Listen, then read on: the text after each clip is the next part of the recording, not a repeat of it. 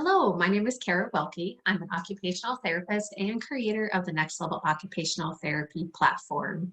I'm so excited to share with you today's presentation on owning your own practice, helping older adults age in place.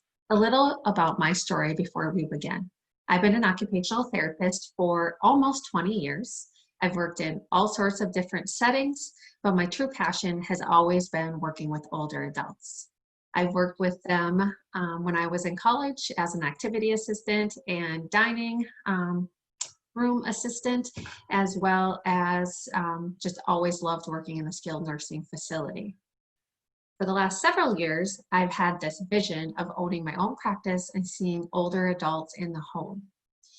A couple years ago, my vision finally actually became true, and I was able to start and own my own practice. And that is what I am going to talk about today. So I encourage you guys, if you have a vision, really think about how you can make that happen. Again, my name is Kara. My business that I own is Home Therapy Solutions. I also have a couple other businesses, Next Level Occupational Therapy and Purposeful Living. And you'll probably hear more about those as we go along over the week. Okay, so today's objectives. For you to be able to articulate a minimum of 3 reasons why a mobile outpatient Medicare Part B private practice is beneficial for older adults. And for you to understand what a mobile outpatient Medicare Part B private practice is, as well as to identify basic steps that need to be completed to start a mobile outpatient Medicare Part B practice for older adults to support aging in place. Let's start with the why. We all know that the older population is growing. By 2060, 98 million or 23.5% of the United States population will be 65 and older. Currently, 80% of people 65 and older live with multiple chronic conditions, and this number is expected to increase with the aging population. Quality of life declines for those with one or more chronic diseases due to the impact on a person's activities of daily living and instrumental activities of daily living. Thus, this limits their ability to fully participate in life and spend time with friends and family. The loss of the ability to care for oneself can increase the chances of moving into an institutional setting. And this is exactly what we need to stop. We need to be working with this population in their home, in their natural environment. It's the perfect fit for occupational therapy professionals. More on the why. Cost savings. The cost of living in an institutional setting is significantly higher than aging in place. For example, in 2015, assisted living monthly average per month was $3,600. In 2015, for skilled nursing facility, it was $6,600. And again, this is average, and this is back in 2015. So we all know that the prices have increased from there. According to Stoffel in 2016, it would cost a retired person on average about $1,300 per month for housing expenses, for upkeep, utilities, insurance, and furniture, about $460 per month for food, and about $571 for transportation. Thus, leaving at home per month, about $22,324 was the average. So, if we can help people stay at home, we all know they're gonna save significantly in finances. This is just a rough example. So living at home, they could save about $15,000 per year compared to an assisted living facility, and about $63,000 per year compared to a skilled nursing facility. And again, you know, prices shift, and we're already in 2020, so we all know that the prices have gone up. So staying at home could be even more of a significant financial savings for our older population. More on the why, client-centered. Okay, you guys, this is where we shine as occupational therapy professionals. We need to be client-centered and provide services that are completely client-centered, and there's no better place to do it than in the home. I'd like to highlight an article that came out in 2017 from AOTA. I believe actually it was in April 2017. I remember when this came out. It talked about inappropriate and potentially unethical practices in skilled nursing facilities.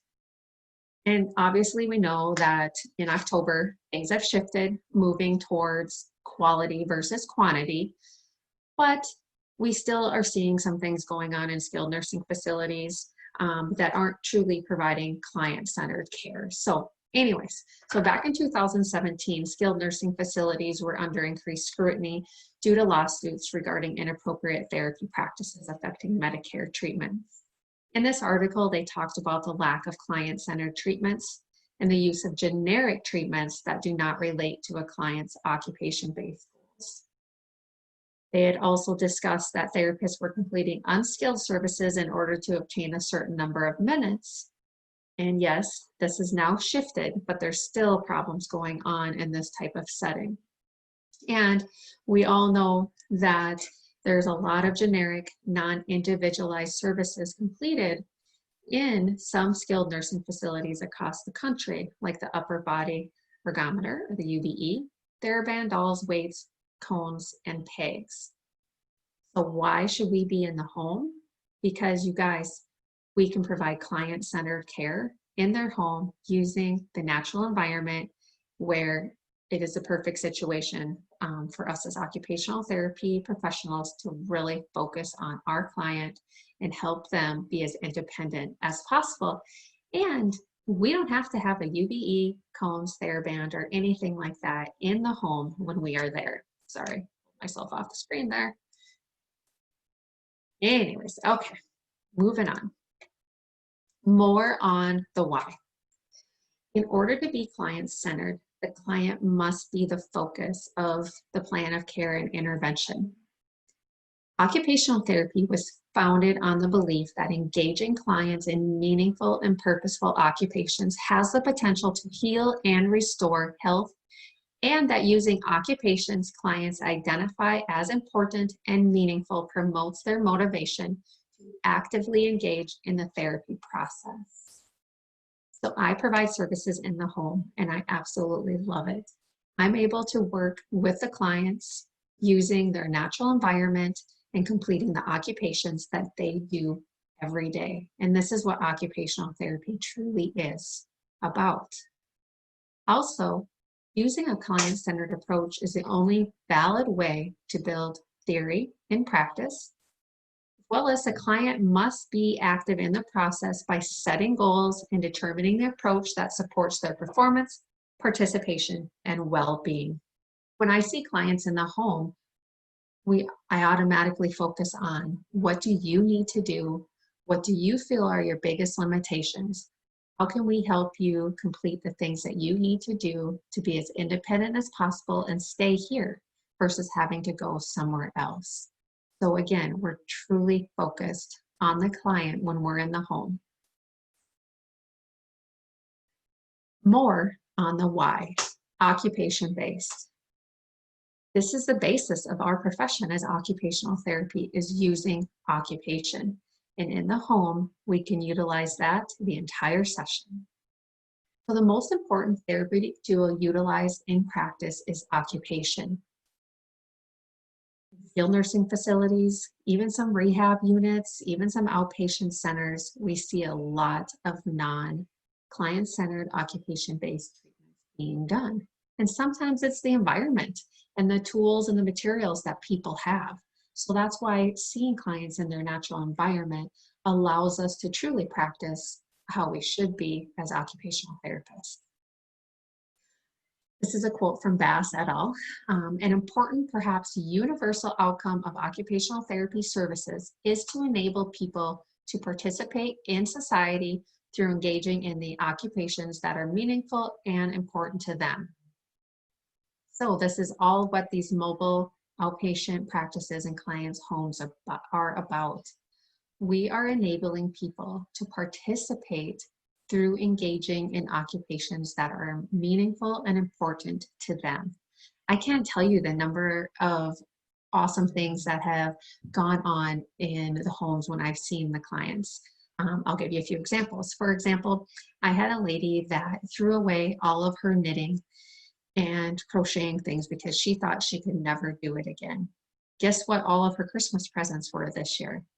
She had knitted several scarves for other people, and she was so excited to be able to be doing an occupation that she enjoyed.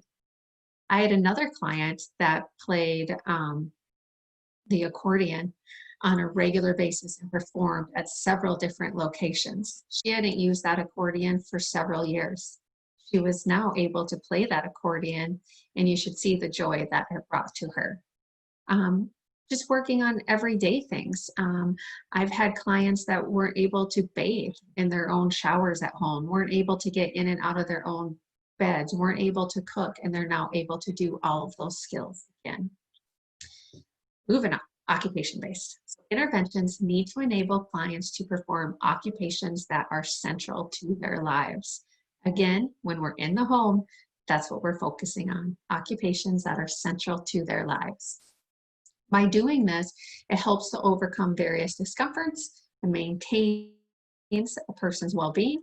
And again, interventions should be based on occupational performance problems, not on deficits. When we can work on their occupations, we can work on all of those deficits at the same time.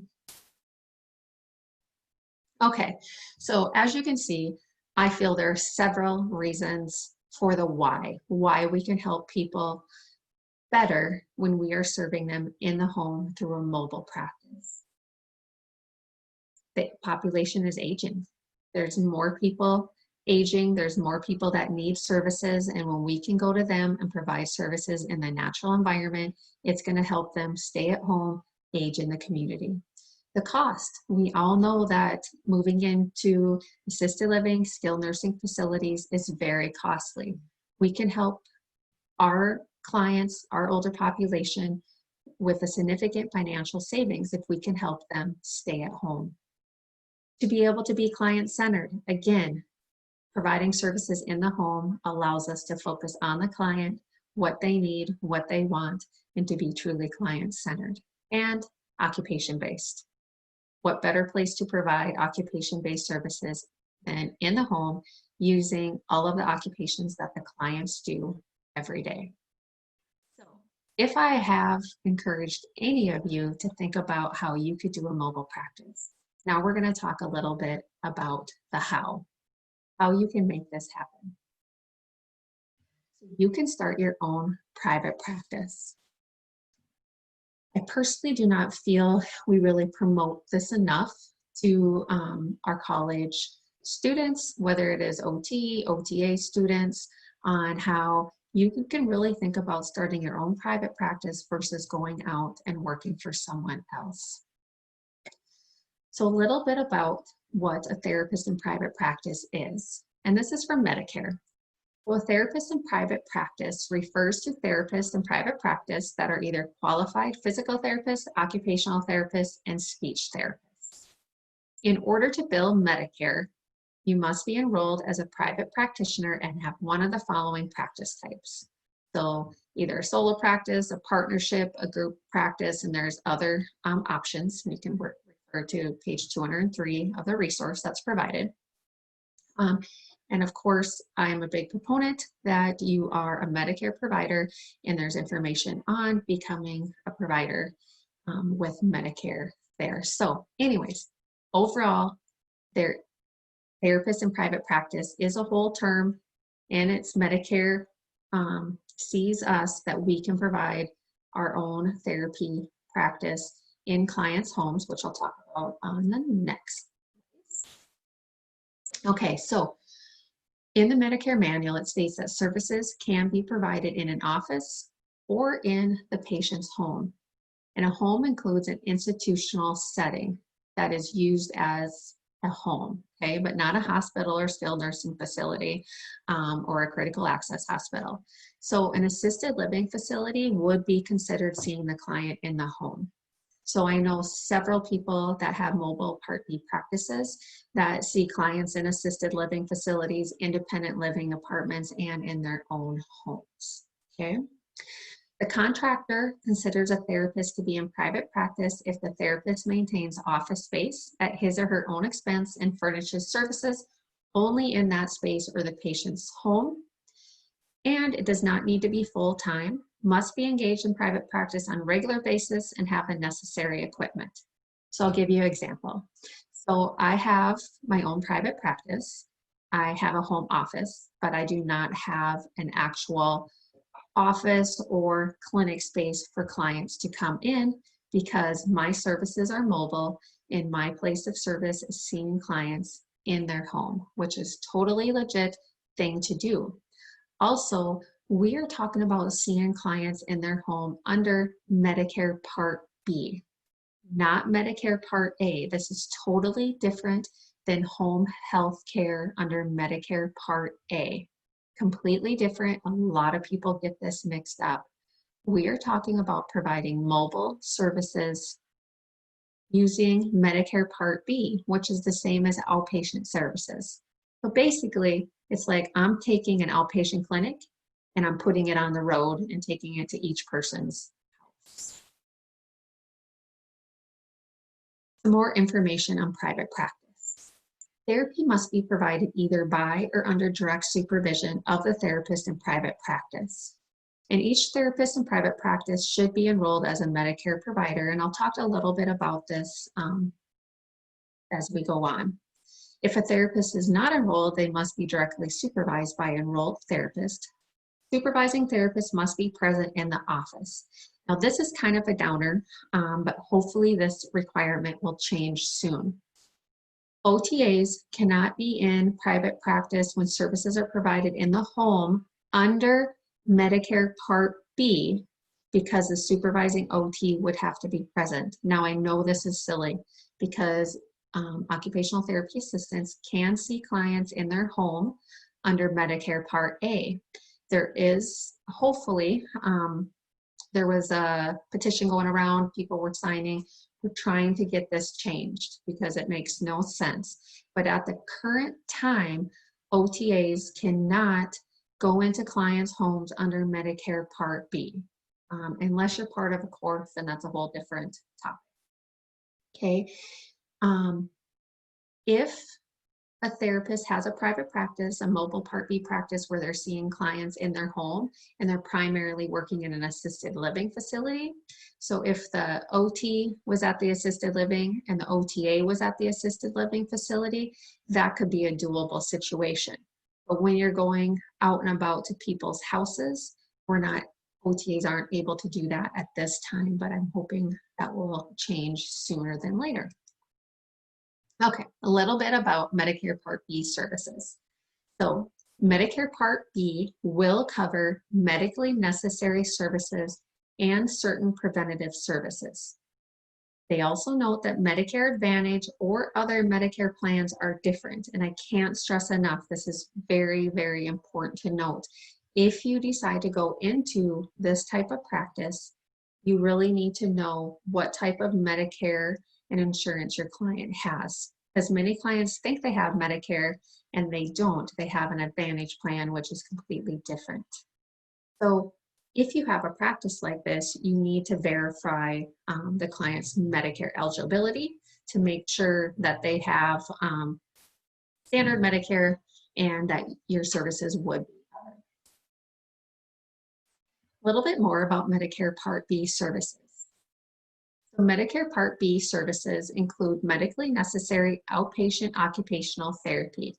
So again, we are providing outpatient therapy services through Medicare Part B, but in the client's homes. There is no limit to how much Medicare will pay for medically necessary outpatient therapy, meaning that there is no longer a therapy cap. However, you can't just see a client forever. They have to have a medical need. It has to be skilled and necessary. There is threshold for therapy services. Once occupational therapy services reach 1,080 in claims, a KX modifier that confirms the services are medically necessary must be added to the claim. The documentation must support that services are medically necessary. There is also a targeted medical review for OT services that have reached a threshold of 3,000. And this is a year, so 2,080 in a year, 3,000 in a year. Not all claims will be reviewed since it's targeted, but again, I cannot stress enough that you have to make sure the services you are providing are skilled and medically necessary services. Another important change that is starting in January 1st, 2022, or any services furnished by an OTA must have a modifier attached to the claim. The claim will be reimbursed at 85% of the physician fee schedule. This modifier actually is required on all claims as of January 1st. Now, again, you know, AOTA, everyone's out there trying to do what they can to support us as therapy professionals. So, you know, maybe they'll be able to do something so this doesn't change. But just wanted to give you a heads up that this is in the horizon, not that far away. However, I also want to point out that currently, if you have a private practice doing like what I'm doing, OTAs cannot provide the services at this time under Medicare. But we will talk a little bit about a hybrid approach where you can utilize the OTAs as well. Okay, so Medicare Participating Provider. I am a huge advocate that if you are providing services to older adults, that you are a Medicare Participating Provider. Therapists must have an agreement with Medicare to accept assignment for all Medicare coverage services. Therapists submit claims directly to Medicare.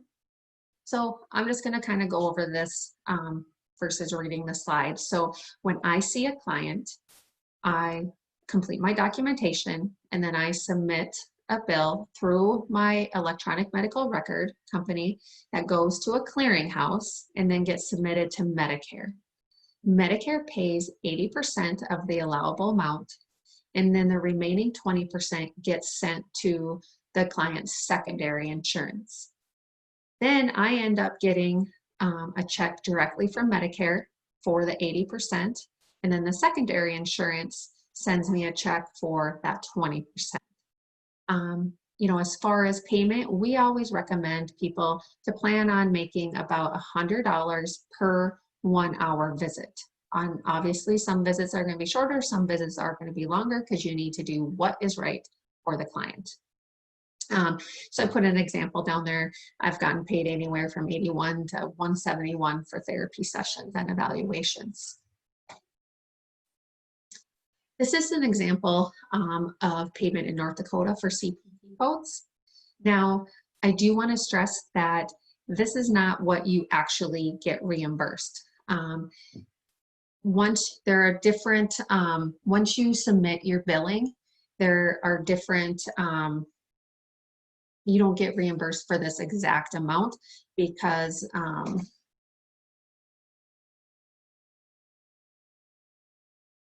whoops, sorry,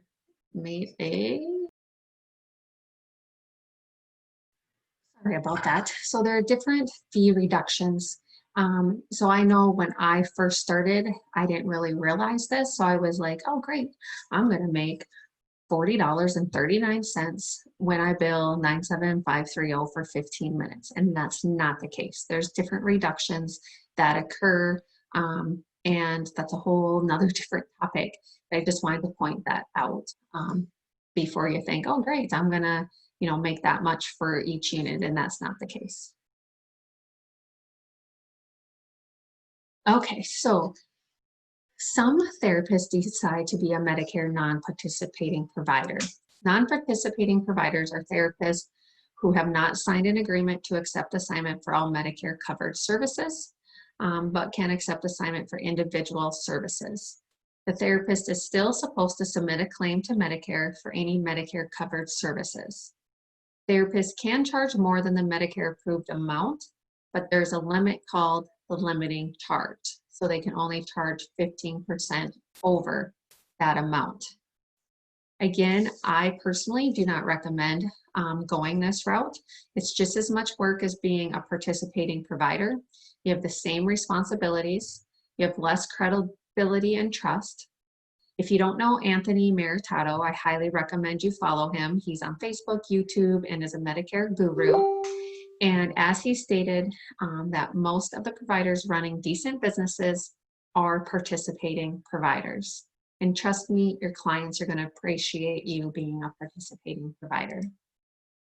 Now, this is a big thing you are going to hear out there, that I am going to opt out of Medicare. And I will tell you, when I first started thinking about starting my own private practice, I was going to be all cash-based, and I was not going to accept any insurance because I did not want to deal with insurances. And then I realized that is actually not an option for occupational therapy professionals. Now, you are going to find people that disagree. And I always say we'll have to agree to disagree on this topic. If you go to the Medicare Benefit Policy Manual, Chapter 15, talks about covered medical and other health services, and it gives the definition. And in that it says physical therapists in independent practice and occupational therapists in independent practice cannot opt out because they are not within the opt-out law's definition of either physician or practitioner.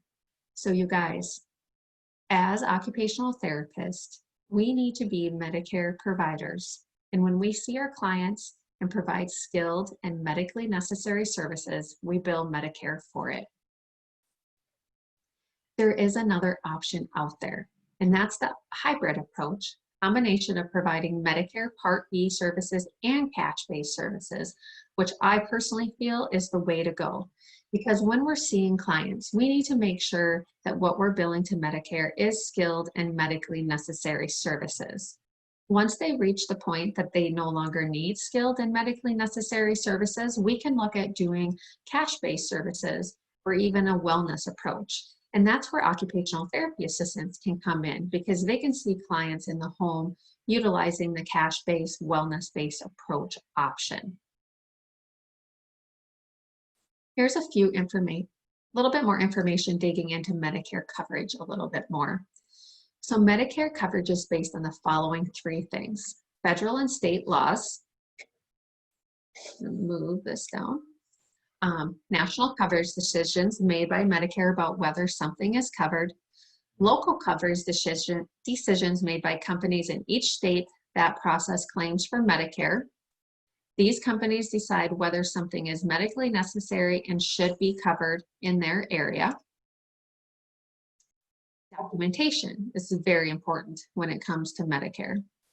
According to CGS, visits by an occupational therapist to assess and reassess a beneficiary's rehabilitation needs and potentials, or to develop and or implement an occupational therapy program, are covered when they're reasonable and necessary because of the beneficiary's condition. And it needs to be clear in the documentation that the occupational therapist is working on functional limitations and tasks. Now, we can go way back up to why we should be doing this. And again, when we're working with these clients in the home, we are all about function and working on functional limitations and tasks. A little bit more about reasonable and necessary. Services must be based on accepted standards and services and effective for the patient's diagnoses. Acceptable practices found in Medicare manuals, contractors, local coverage determinants, guidelines, and literature of the professions.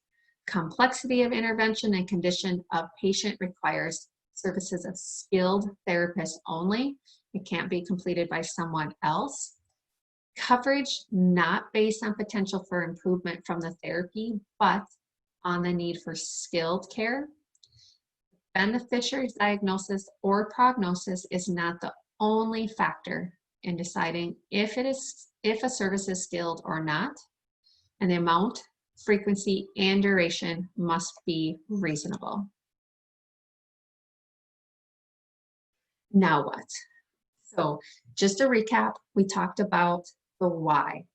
Why should people be thinking about doing mobile outpatient Medicare Part B practices?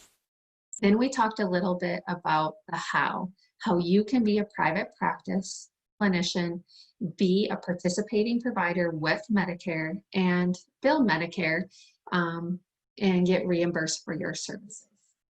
Now we'll talk a little bit about now what. What are the next steps in the process?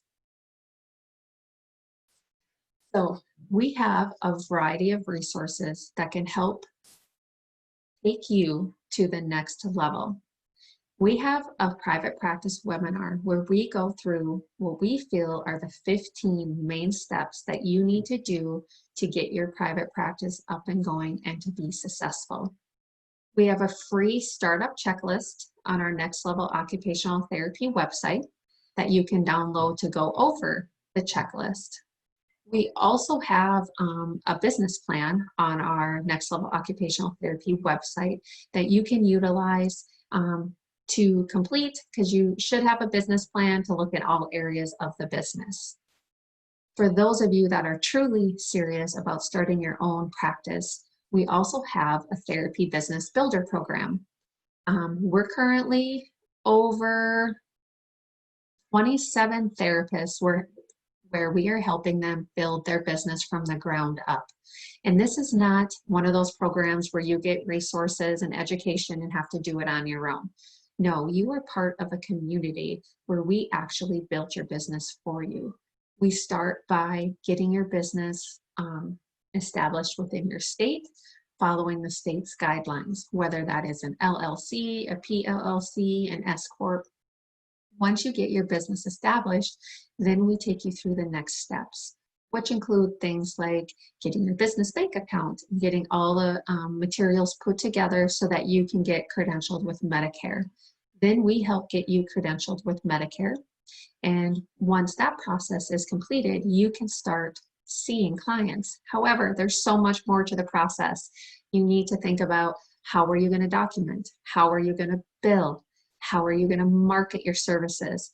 And all of that is included in the Therapy Business Builder program. You also need to think about, what are your policies and procedures? Medicare requires each practice to have a Medicare compliance program. You need to make sure you have all of those things in place. When I first started my business, I was clueless, 100% clueless. I made so many mistakes, some costly errors, some that could have been really devastating. And then I finally brightened up and learned that I needed to connect and get help, and was able to take my business to the next level.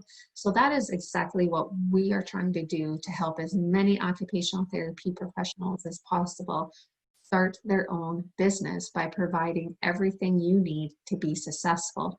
So in the long run, it saves a lot of time, a lot of money, and a lot of stress, because let me tell you, the hours I put into starting my business, creating my policies and procedures, trying to figure out what to do, and all of the stress was immense. And that's one of the biggest reasons why people love the Therapy Business Builder program, because you're part of a community and we help you do every step of the way. There's a variety of references on here. But if overall, I'm just going to pop on here. See me. So again, I love having my own private practice, you guys, and working with the older adult population is so rewarding, and they absolutely love having us in there. A couple of my favorite stories just to share with you. We had a client that we started seeing that was falling multiple times a week. They were having to call 911 in order for the fire department, police department to come over and help this client up. By the time we were done, this client was able to go from standing down to the floor, back up to standing completely by themselves. They no longer had to call someone else to get this client up off the floor. Not to mention significant reduction in falls. It was amazing. I could go on and on. Lots of great examples. I'll give you one more. So I first started seeing a client that had been seen by another home health Part A company. And when I went to see him, he was a total lift. And it was an older gentleman living with his wife, again, who, really could not help as much. And to do a Hoyer lift with the two of them obviously was impossible. So it was a very difficult situation. Anyways, we got rid of the Hoyer lift. This client was able to get in and out of bed, able to walk again, and to able to get even in and out of their car, and they were able to go on drives. We can truly focus on occupation. If you guys have questions, please reach out to me. Kara Welke, occupational therapist. You can find me on Facebook, Instagram, LinkedIn. Feel free to email me. And thanks for taking part of this Next Level Occupational Therapy Summit. If this isn't for you, maybe share it with someone else that you think might like to start their own private practice. Or for all of you students listening, I want you to know that you do not need to go work for someone else. You can own your own practice. We're currently helping an occupational therapist that's been out, graduated 2 years ago, and she's in the process of starting her own mobile Part B practice. So I'm so excited. Thank you guys, and be sure to level up. Have a great day.